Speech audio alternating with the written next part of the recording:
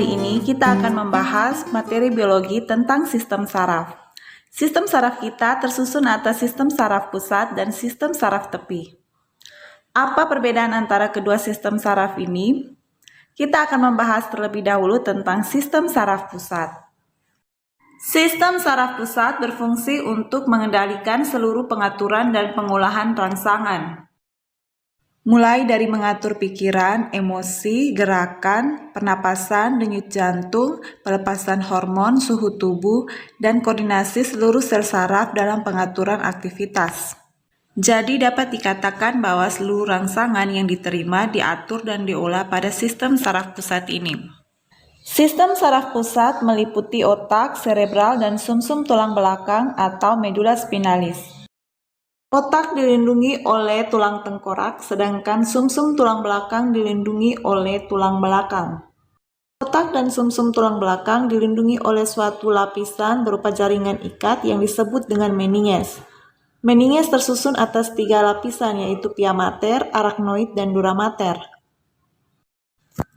Pia mater adalah lapisan terdalam yang halus dan tipis, dan banyak mengandung pembuluh darah serta melekat pada otak atau medula spinalis. Arachnoid merupakan lapisan tengah dan mengandung sedikit pembuluh darah. Pada arachnoid terdapat ruang subarachnoid yang berisi cairan cerebrospinalis. Apa itu cairan cerebrospinalis? Cairan cerebrospinalis merupakan cairan yang menyerupai plasma darah dan cairan interstisial, tidak mengandung protein dan berfungsi sebagai bantalan, serta media pertukaran nutrien dan zat sisa antara darah dengan otak maupun medula spinalis. Lapisan yang terakhir adalah dura mater. Dura mater merupakan lapisan terluar yang melekat pada permukaan dalam kranium yang bersifat tebal dan kuat. Pada dura mater terdapat ruang subdural yang memisahkan lapisan tengah arachnoid dan dura mater. Pada otak dan medula spinalis memiliki substansi abu-abu dan substansi putih. Substansi abu-abu membentuk bagian luar atau korteks otak dan bagian dalam medula spinalis, sedangkan substansi putih membentuk bagian dalam otak dan bagian luar medula spinalis. Substansi abu-abu banyak mengandung badan sel saraf, serabut bermielin dan tidak bermielin, astrosit, protoplasma, oligodendrosit, dan mikroglia. Sedangkan substansi putih banyak mengandung serabut bermielin dan tidak bermielin, astrosit fibrosa, oligodendrosit, dan mikroglia. Nah, teman-teman, sudah kita ketahui sebelumnya kalau sistem saraf pusat kita terdiri atas otak atau cerebral dan sumsum tulang belakang atau medula spinalis. Otak.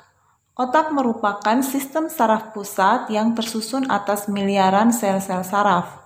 Sel-sel saraf ini bekerja sama dan berkomunikasi sebagaimana mestinya secara kimia maupun secara elektrik, sehingga kita mampu merasakan emosi, kita dapat mengingat, kita dapat berpikir, dan kita dapat mengontrol dan mengatur gerakan tubuh kita. Tahukah kalian bahwa otak mensuplai darah sebanyak 1,5% dari jantung dan oksigen sebanyak 25%? Otak primitif terbentuk pada minggu ketiga masa kehamilan. Pada minggu keempat akan terbentuk tabung saraf yang akan berdiferensiasi menjadi otak dan medula spinalis. Bagian kranial pada tabung saraf membentuk 3 bagian yang membesar atau vesikel. Bagian ini akan berdiferensiasi menjadi otak depan, otak tengah, dan otak belakang. Otak terbagi menjadi beberapa bagian, yaitu otak besar atau cerebrum, diencephalon, sistem limbik, mesencephalon, pons faroli atau jembatan farol, cerebellum atau otak kecil, medula oblongata, dan formasi retikuler.